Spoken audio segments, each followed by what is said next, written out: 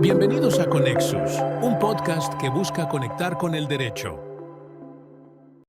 Buenas tardes, hoy día estamos con Víctor Millán Niquén. Víctor Millán Niquén es el actual gerente general de Comolsa, una empresa perteneciente al grupo Vallenor. Eh, Tenemos el gusto de contar con Víctor. Víctor, te agradecemos tu presencia. No, al contrario, Idelso, muchas gracias por la invitación, encantado de estar aquí en tu plataforma y estamos a la orden. Sí, genial. Revisaba un poco tu trayectoria y verificaba que tienes mucho estudios derivados en Black Sigma, en temas logísticos, en ingeniería industrial. Y pese a que iniciaste como ingeniero químico, ¿no? ¿En qué momento viró la carrera de la ingeniería química a una parte más logística de procesos? Mira, interesante pregunta. Bueno, tal como lo mencionabas, yo soy ingeniero químico de profesión Ujú, y como tal el perfil es de un transformador de procesos, ¿no? Un transformador de procesos, de transformar la materia prima a producto terminado, ¿no? Eso ujú, es básicamente un ingeniero químico que se encarga del diseño del proceso, que se encarga del diseño del producto, que hace temas de calidad, que hace temas de gestión ambiental, ¿no? Ese es el perfil, ¿no? Pasaron los primeros años de mi desenvolvimiento dentro de la industria, en este caso dentro de Arroz Valle Norte, dentro de Comolsa, ¿no? Y tuve la oportunidad de salir a la parte de acopio de materia prima.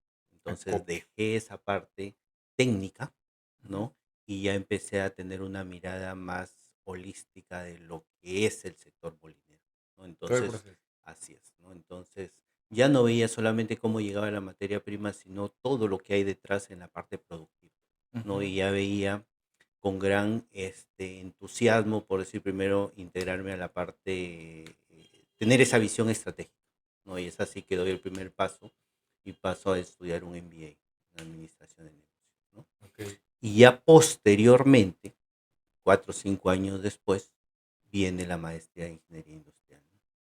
¿Y por qué la Ingeniería Industrial? ¿No? Porque ya tenía todo el conocimiento técnico, ¿no? Que nos permite conocer el proceso desde el punto de vista físico-químico, puede Ujú. ser así, ahondando más en el tema químico, ¿no? Pero faltaba esa otra parte, es cómo optimizamos procesos, ¿no? Cómo optimizamos procesos, cómo hacemos que al final del mes, al final del año, la operación sea sostenible y rentable en el largo plazo, ¿no? Mm. Que es Eso lo que es, buscamos, ¿no? esas palabras son siempre transversales, ¿no? Sostenibilidad y rentabilidad. Eh, Entiendo con lo que nos comentas, has recorrido todo el proceso productivo, entiendo desde el campo hasta la línea final de consumo, ¿no? Entonces, ¿cómo se hace, cómo es posible en el mercado del norte, que tiene una gran participación en la producción agrícola de arroz, pueda ser sostenible pese a la informalidad que tiene, ¿no? ¿Cómo se ha hecho sostenible? O sea, ¿cómo pende de un hilo? Eh, ¿Cómo se ha acomodado en el tiempo, ¿no? Mira, muy interesante la pregunta, ¿no? Y ahí aquí tocas un punto muy importante que es la Ujú. informalidad que hay en el sector, ¿no? Y cuando hablamos de informalidad, básicamente tenemos que empezar diciendo qué origina, o perdón, o qué causa la informalidad para empezar, o en qué deriva la informalidad, ¿no? Ujú. Entonces, tienes una competencia desleal, ¿no? No puedes sacar productos de alta calidad, ¿no? El recurso humano quizás no le das, no accede a los mejores salarios. Hay empresarios que no se animan a invertir por lo mismo que es cómo está la industria, ¿no? Ujú. Y cuando hablamos de esa informalidad, lamentablemente decimos que esta informalidad está en todos los eslabones de la cadena. Y empezamos desde la producción primaria, pasando por el sector industrial, para luego pasar al tema comercial, ¿no? Cuando hablamos, por decir, de la producción primaria, tienes un productor o un modelo de producción en la cual los productores están muy atomizados, ¿no? Podríamos estar hablando de al menos unos 100.000 productores, son las cifras que hay acá a ¿Cien nivel mil país, ¿no? productores? Versus una industria, por decir, como Uruguay, que no pasan de 500, ¿no? Entonces, ¿cómo se podría ser competitivo? ¿No? ¿Cómo se podría ser competitivo, por decir, con ese nivel de atomización que hay en ese primer eslabón de la cadena? Cuando pasas al segundo eslabón de la cadena, tienes un problema similar, donde la industria está muy atomizada también, ¿no? Al censo del 2019 tienes 596 industrias de diversos tamaños a nivel país, versus otros países que lideran y que están, digamos, que podrían ser modelo en la región. Hoy tienes 10, 15 industrias claves, más no lo hay, ¿no? Entonces, hay una atomización ahí.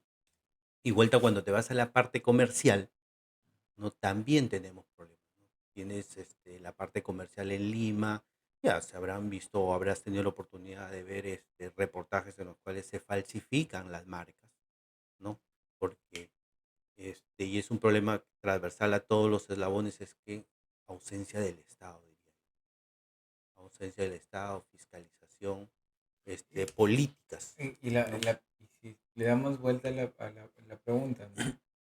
¿Qué beneficio traería la formalización del sector, ¿no? Bueno, los beneficios van a ser enormes, ¿no? Porque Ujú. va a poner el suelo parejo y nos va a poder, para empezar, las industrias van a poder competir. Los agricultores van a poder, en ese primer eslabón, van a poder ser más competitivos, ¿no? Van a poder ser más competitivos, van a poder formalizarse, van a poder ser susceptibles o ya van a poder acceder fácilmente a un crédito, van a poder bajar sus costos, o sea, beneficia a todos los eslabones de la cadena, ¿no? Inclusive al consumidor, porque vamos a tener la oportunidad de poder llegar inclusive con mejores costos, ¿no? Ujú. Siempre hay ese tema, ¿no? Se busca la informalidad por una suerte de no pagar el impuesto que subyace a la operación, ¿no? A la operación grabada.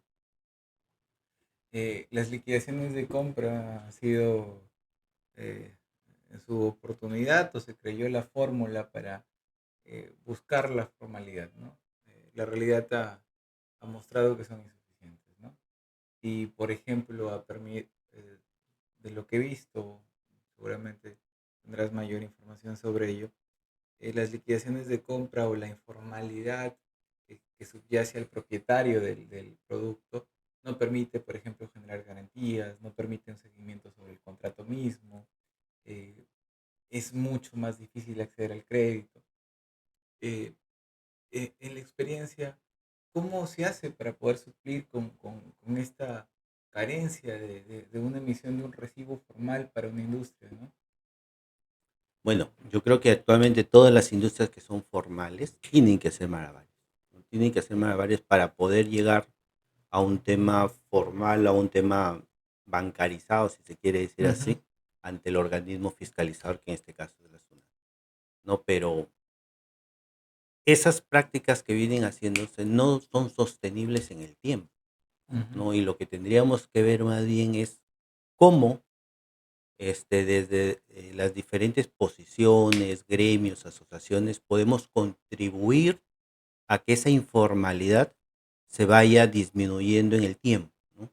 Entonces, hoy, ¿qué hacemos? ¿Cómo, en este caso tenemos a PEMA, ¿no?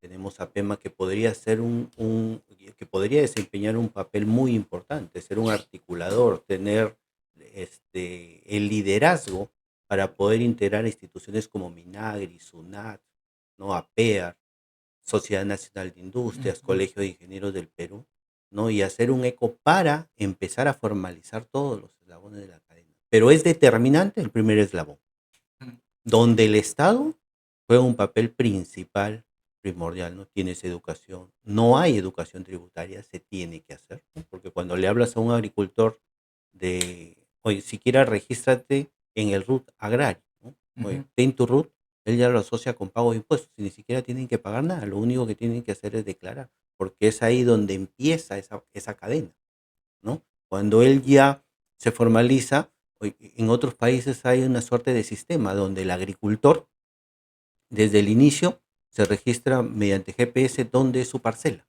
qué está sembrando, cuántas hectáreas, qué variedad, ¿no?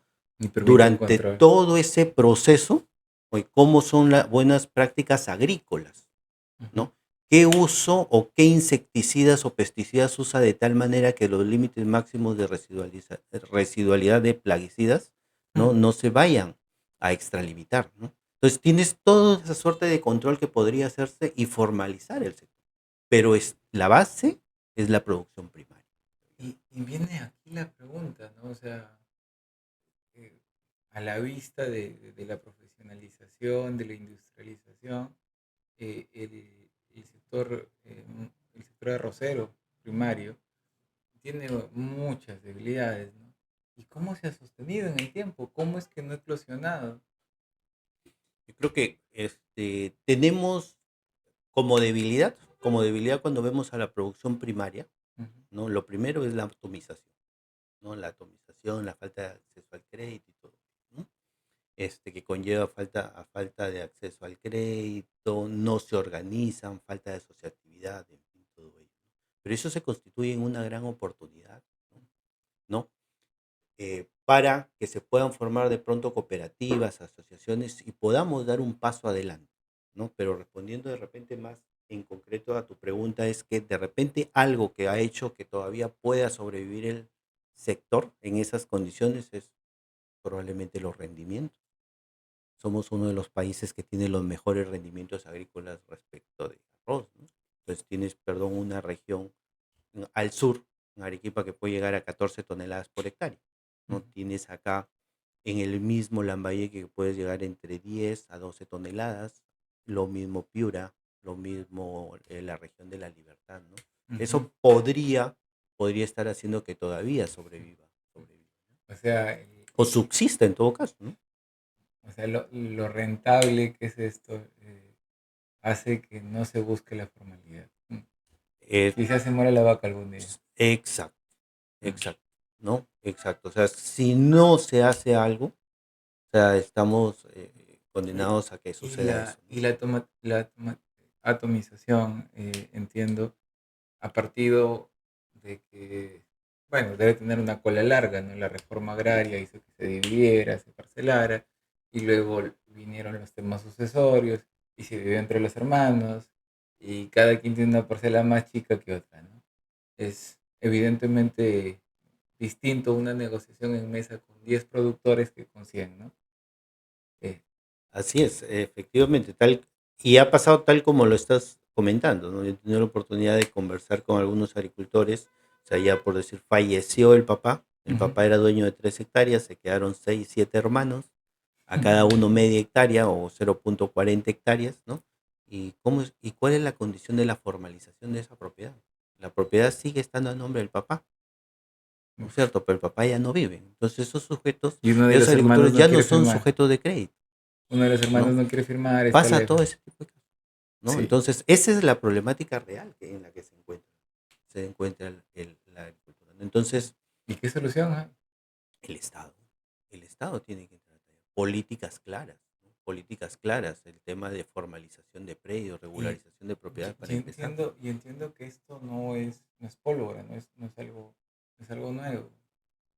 Y ha habido o existido alguna iniciativa, alguna institución abanderada, debo entender, el Ministerio de Agricultura, no sé, APEMA, los colegios profesionales. ¿Hay alguna institución que ha tomado bandera, ha tomado cartas en el asunto? Lamentablemente no lo hay, lamentablemente no lo hay. No, yo creo que lo que falta es un verdadero análisis de cuál es la problemática en cada uno de los eslabones y sobre ello plantear políticas claras de solución, ¿no? Donde se integre, vuelta digo, el Estado, las organizaciones, llámese Colegio de Ingenieros, Sociedad Nacional de Industrias, APEMA, SUNAT, todos, ¿no? Y Mm. podamos sacar esto Eso, adelante. eso es particular, ¿no? Se entiende que el Estado debería, en primer momento, promover la industria, ¿no? Luego tener una participación social, ¿no? Y eso parte, pues, de su recaudación, ¿no? Entonces, en contraluz, en opuesto a la política fiscal, ¿qué iniciativas ha tenido el Ministerio de Agricultura conocidas para promover, ayudar a la agricultura arrocera. Yo creo que muy pocas, pero que no están pegando a la base del problema, ¿Y ¿no? cuáles? O sea, no están pegando a la base del problema. Vuelta digo, es empezar por la formalización de la propiedad, no es incentivar la asociatividad, ¿no? O sea, ¿qué hace un agricultor comprando 3, 4, 10 bolsas de urea? Cuando tranquilamente se puede comprar a través de asociaciones directamente y llega el tráiler al campo, Ujú, en ¿no? volumen. Ahorras costos logísticos, volumen, o sea, hay costo, maquinaria, ¿no? Claro. Vuelta, controlas también o contratas maquinaria en cantidad, ¿no? Claro, y eso quizá es el tufo o el mal recuerdo del, digamos, no tan acertado, por no decir fracaso de la asociatividad en el Perú, ¿no? Ahí viene también el tema de la idiosincrasia, ¿no? La idiosincrasia del agricultor también. Tú le hablas asociatividad y lo tienen con una cruz. Ujú. Lo tienen con una cruz, básicamente por las malas experiencias, ¿no? Por la carencia de liderazgo, ¿no? Hay varios momentos en que esas asociaciones han quedado, digamos, a la cabeza de alguien y lamentablemente los resultados no han sido buenos, Han ¿no? sido mal Así aprovechadas. es, así es, ¿no? Sí. Entonces, mira, y adicional el Estado, por decir, el Estado en otros países tiene el rol de planificador, ¿no? Pues se van a sembrar tantas hectáreas y lo controla que Como se una siembren beta, tantas, como una ¿no? beta. Claro, el regularidad. Oye, se siembra arroz, se siembra maíz, se siembra papa, se siembra esto. No podemos sembrar más porque de lo contrario ustedes mismos agricultores van a salir perjudicados porque va a haber una sobreoferta en el mercado y los precios se van hacia abajo, ¿no? La Claro. regulación. El tema varietal, mira, hace 10 años, podríamos decir, o hace 15 años, teníamos 2 o 3 variedades, no habían más. Es más, había una que era la preponderante, variedad IR43, NIR comúnmente conocida. Pero ha ido pasando el tiempo, entraron 2, 3, 4, 5 y hay múltiples variedades. ¿Cómo podemos garantizar que se va a sostener de esa forma? Se va a sostener la producción primaria, O ¿no? sea, alguien creyó, esta nueva Sí, variedad va a va a funcionar. funcionar, aquí siembra una variedad, al costado siembra otra variedad, al costado siembra otra variedad, ¿no? Entonces, incluso las malas prácticas hacen, chocolatean las variedades, las mezclan a nivel de semilla y las bolean, ¿no? Y al final sale un mix. Eso no se sostiene en el tiempo, ¿no? Incluso países, perdón, como Uruguay, tantas como ya conocen la demanda de algunos países, porque ellos son potencialmente exportadores, dicen, se van a sembrar tantas hectáreas de esta variedad, tantas de la de acá y tantas de la de Ujú. acá, ¿no? De tal manera que le aseguras la parte comercial a Y un eso no agricultor. tiene que ver con la extensión territorial, con la cantidad de productores. Uruguay es más pequeño geográficamente, ¿no? Sí, pues, sí, ¿Por pero está ahí más va? consolidado, claro. O sea, no está tan atomizada la propiedad, ¿no? O sea, de todas maneras tiene que haber acá un tema de asociatividad, que si no se supera de esa forma, no Ah, vamos a poder porque se salir va a hacer adelante. cada vez ya a nivel molecular, se va a hacer Sí, sí, más sí. chiquito. Y esto, y estas razones o esta problemática es una debilidad a nivel de competitividad internacional en arroz también. Por supuesto, ¿no? Entonces nosotros ahorita deberíamos estar por lo menos en unos $850 quizás la tonelada, precio FOB, Ujú, mientras tienes un Uruguay o un Brasil que ya están liberando arroces a $590 la tonelada, FOB. ujú. Entonces nosotros no somos competitivos como región. Tenemos el arroz más sabroso, tenemos el arroz más exquisito, los peruanos somos bien exquisitos para consumir arroz, tenemos las mejores variedades, variedades suaves con buenos contenidos o contenidos de amilosa y melopectina muy equilibrados, ¿no? Pero no somos competitivos a nivel de costo, somos los más caros de la región. A lo mejor que hemos aspirado a exportar es a Colombia, pero Ujú. básicamente por los beneficios que hay, ¿no? Por los tratados que tenemos. De lo contrario, no podríamos, ¿no? Claro, el tratado es la última línea, la primera Exactamente. línea es producción. Ok, ya, ya avanzando. Vamos. Producción, industrialización y distribución, ¿cierto? Las tres líneas, correcto. La problemática de la que seguramente estás más cercano, industrialización. Advierto en la experiencia que he tenido en el sector agrícola que las licencias no son tan complejas. hay unos requisitos medioambientales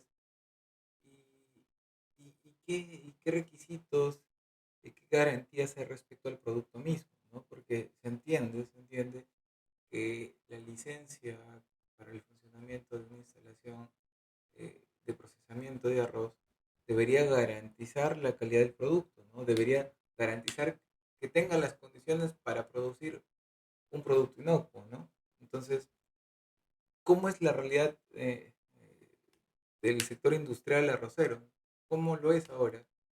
Mira, tocas un punto muy importante, ¿no? Porque por decir, licencias. Si necesitas una licencia, lo que te piden es certificado de INDECI o ICSE, que es ahora. Te piden un DAC, que tiene que ver con gestión ambiental, pero no te piden nada de lo que es inocuidad, ¿no? Entonces, tú declaras que vas a producir productos elaborados y todo, pero no te exige nada de la norma ¿Y respecto a eso no es ello, un ¿no? registro Y eso sanitario? debería ser no. O sea, hay dos cosas ahí. Uno es registro sanitario, que también es un punto ahí. El otro es la licencia, oye, para que opere la planta, ¿no? Acá tienes tu licencia y para que tengas tu licencia, preséntame tu ICSE, que operas en condiciones seguras, ¿no? Y preséntame el DAP, que ambientalmente no contaminas o estás en la línea que debes seguir. Pero respecto de producción de alimentos, así tú en tu licencia te salga productor de productos elaborados o lo que fuera, no hay nada al respecto, ¿no? Y ese es un primer vacío. Otro gran vacío que hay es respecto a registros sanitarios, ¿no? Que ahí se podría gestionar un gran cambio, ¿no? Entonces, registros sanitarios, se emiten los registros sanitarios, pero no se comprueba,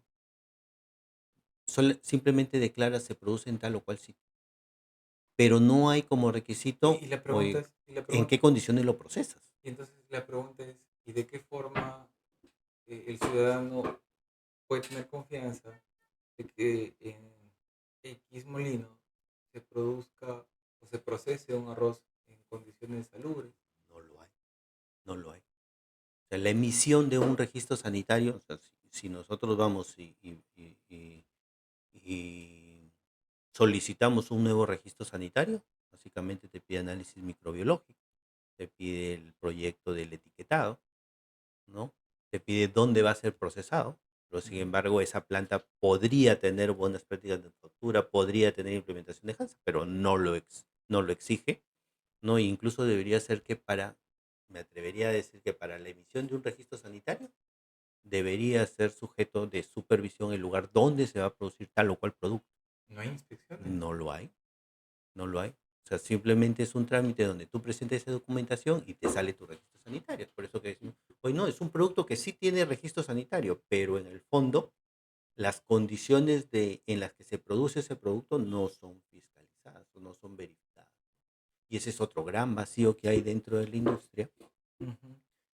y yo me imagino que también hay para muchos sectores, es que no hay vigilancia externa, ¿no? Ahí siempre los problemas entran siempre en dicotomías, ¿no? La fiscalización posterior parte de la creencia de que el administrado va a actuar correctamente, ¿no? Entonces, y por eso entiendo, la norma no solicita más permisos, pero parecería como mínimo que tendría que haber una inspección, ¿no? Una verificación de condiciones. Exacto, debería ser, ¿no? Tal es así, que me acabas de hacer recordar el tema. Tenemos 596 industrias al censo del 2019. De esas 596 industrias a ese mismo año, solamente habían 10 empresas molineras que tenían implementación de HACCP. ¿Qué es el Explícanos un HACCP? poco, ¿Qué es Hazard. el HACCP? Es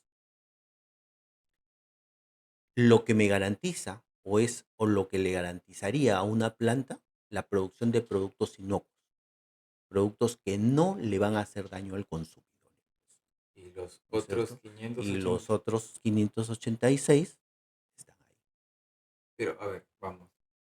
Entonces, diríamos, el hazard garantiza inocuidad. Garantiza inocuidad, porque para tú tener HACCP, para ser calificado, ser validado con HACCP, ojo que cuando ya uno dice voy a tener mi HACCP, tengo que tener mi validación, cada 2 años te visitan y cada 2 años tú vas mostrando tus mejoras o la sostenibilidad del programa, Ujú. ¿no? La ¿Es sostenibilidad una es certificación, una sí, acreditación? del Estado, por parte de DIGESA. No, Sí, DIGESA, así es, ¿no? Tú la solicitas y dices, oye, ¿sabes qué? Yo quiero validar mi JASA. otra. Nuevamente el Estado es divorciado entre sí, ¿no? O sea, la municipalidad divorciada de Digesa, entiendo. ¿Y qué ha pasado? O sea, si es que esto es tan evidente, ¿por qué no han levantado voz los colegios profesionales, PEMA, o por qué no se ha pensado en futuro, ¿no? Eso es, ¿no? Eso es. Hasta el momento no ha habido, pero yo esperaría, o yo estimo más bien que sí va a pasar, ¿no? Yo estimo, he tenido la oportunidad de conversar con algunos ingenieros. Yo creo que el Colegio de Ingenieros del Perú va a tomar una posición más activa dentro de esto, ¿no? Y APEMA yo creo que también, ¿no? Yo creo que también, y sobre todo porque después de repente tenemos un poquito de tiempo y podríamos hablar también del tema del fortificado, ¿de acuerdo? No, justo esa era la Entonces, pregunta que llegaba, ¿no? O sea, y ahí aprovecho, ¿no? O sea, ¿cómo esta nueva ley mm, sobre el arroz fortificado y la idea de fortificar otros alimentos tiene, oye, vamos, o sea, no has hecho una mejora en la producción, no garantizas la industrialización y estás pensando en fortificar, o sea, no tienes claro tu proceso de gateo y ya estás pensando en correr. entonces la intención es Ah, fenomenal, es buenazo. O sea, ujú. cuando vemos el análisis de la aplicación de esta ley, la 31348, a nivel de escritorio, Ah, es claro, espectacular, ¿no? es retórico. Entonces, claro, o sea, oye, ¿necesitamos reducir los déficits nutricionales que hay? Claro. El empresariado se tiene que comprometer, lo debería hacer de todas maneras, Ujú. pero el suelo tiene que estar parejo, ¿no? Y cuando digo el suelo tiene que estar parejo, oye, ¿hay vigilancia que garantice la aplicación de esta ley? O sea, podría ¿No? darse la incoherencia de que se produzca un arroz fortificado en una instalación que no es inocua. ¿No? Entonces, tres tipos de vigilancia. Ujú, Vigilancia interna, que es la vigilancia que se autoejecuta, autorrealiza quien produce. O sea, ujú, yo tengo mi departamento de calidad y produzco en estas condiciones. Tengo una, dos, tres, cuatro personas que están verificando el proceso que se cumpla de ujú. acuerdo a lo que está normado. Vigilancia interna. Vigilancia externa, que está a cargo de los organismos, en este caso DIGESA. Sale a verificar las plantas que están produciendo en buenas condiciones. Ujú. Y finalmente la vigilancia comercial, que es vigilancia en el punto de venta. En el punto de venta que se garantice que ese producto está Ujú. producido en tal o cual condición, ¿no? Pero lamentablemente no lo hay. No, y es bastante complejo, ¿no? O sea, el Caliwarma ha tenido tantos problemas. Hoy día ha salido una noticia reciente y hay varias noticias, don Simón, ¿no? Por ejemplo. Totalmente de acuerdo. O sea, ¿cómo garantizamos seguridad alimentaria? Que es el compromiso que tiene que ¿Y tener quién es el el productor, abanderado o ¿no? quién es la institución que ve la seguridad alimentaria en el Perú? Tendría que ser DIGESA, tendría que ser DIGESA, ¿no? Tendría que ser DIGESA salir a fiscalizar, ¿no? Decir, y ojo, o sea, muy pocas son las empresas que tienen JASA, vuelvo a repetir. Ahora, censo formal al 2019, 10 industrias, ¿no? Ujú. Ojo que hablamos de que tengan JASA toda la producción, ¿no? O sea, estamos hablando de que recibes tu arroz cáscara, lo procesas, tienes y tu planta de envasado. No estamos hablando de microplantas, Ujú. porque hay también que tienen JASA que solamente son gestionados estos JASA por temas meramente comerciales.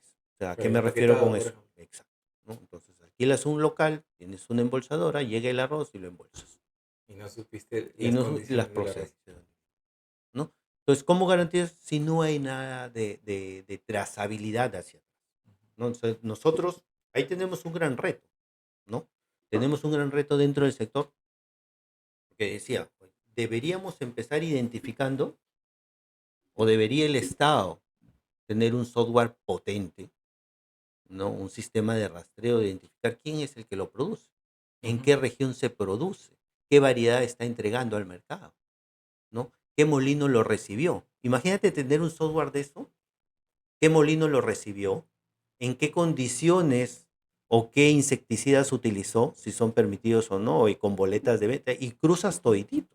No, a cada rato ¿Mm? sale denuncias porque en los supermercados Excedentes. salen excedentes de herbicidas, Exacto. pesticidas. Y entonces, ¿cómo se hace para sobrevivir en un mercado con tantas falencias? Mira, es complejo, todos los días hay que batallar con eso, todos los días hay que batallar con eso, entonces, para quienes estamos, ¿cómo se llama? Comprometidos con el cumplimiento de normas, leyes, reglamentos, no, la batalla es dura, ¿no? La batalla es dura y siempre estamos un pie adelante básicamente por ese valor agregado que podemos entregar como producto, ¿no? Por esa estandarización de calidad que valoran nuestros clientes en ese caso, ¿no? Sin embargo, sí, de todas maneras, siempre tienes una competencia al costado que llega con un costo menor. ¿Por qué? Porque las condiciones de producción no son las mismas, ¿no? Claro. Produces en un... Evidentemente mantener un sistema Hazard es mucho más es costoso que un mucho más molino costoso, ¿no?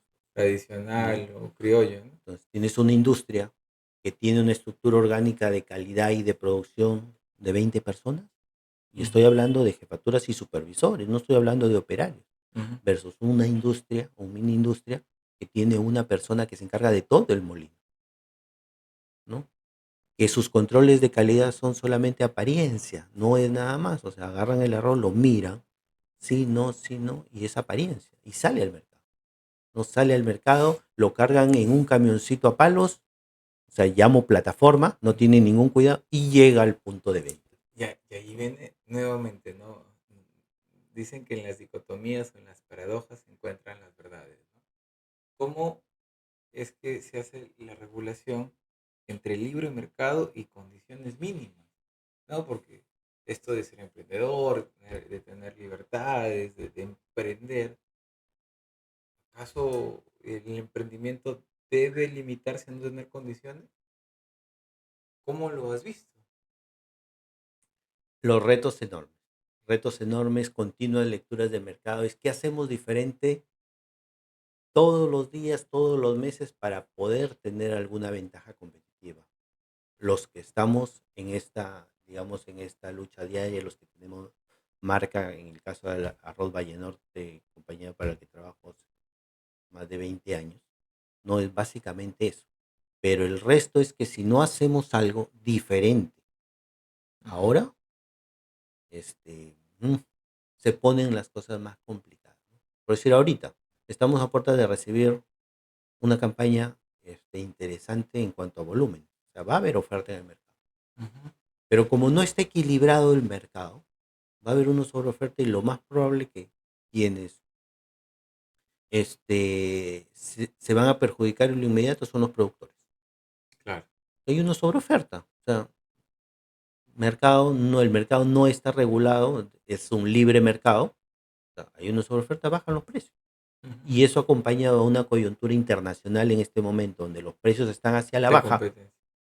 Sí, ¿no? complicado. Entonces en Lima, Y no van a cubrir ni créditos ni habilitaciones. y viene un problema otra vez.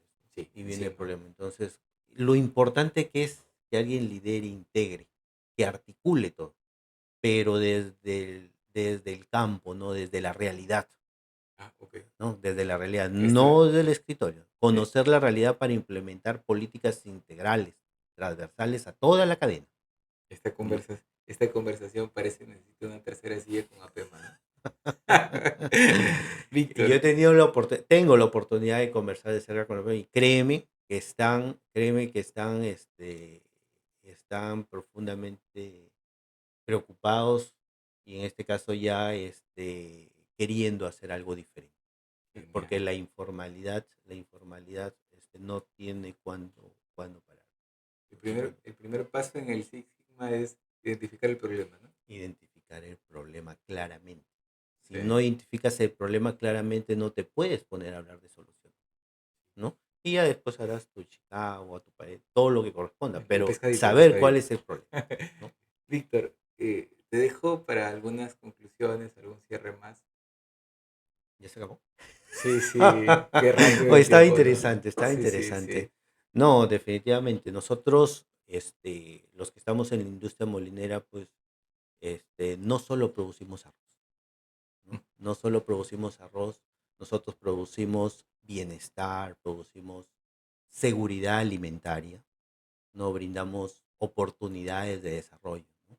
Y en ese sentido, pues la industria y que todos en general debemos estar llamados a dar ese paso hacia la formalización, contribuir en cada una de nuestras posiciones, ya sea productor, ya sea industrial, ya sea comercial, a dar ese gran paso, ¿no? Y por ahora yo creo que estamos llamados a la acción.